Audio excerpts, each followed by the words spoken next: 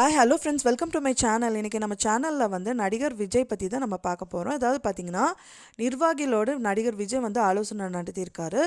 விஜய் வந்து மக்கள் இயக்க மாவட்ட தலைவர்களோட நடிகர் விஜய் வந்து முக்கிய ஆலோசனை வந்து ஈடுபட்டிருக்காரு.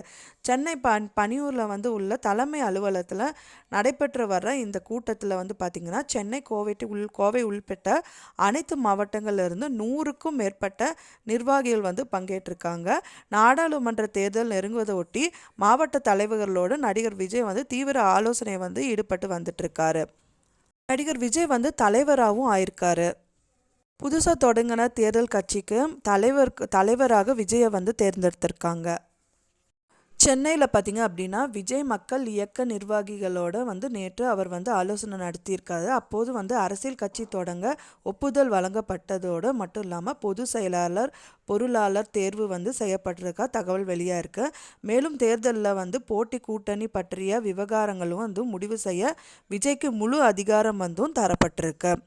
நான் சொன்ன இந்த தகவல் உங்களுக்கு கண்டிப்பாக பிடிச்சிருக்கும்னு நினைக்கிறேன்.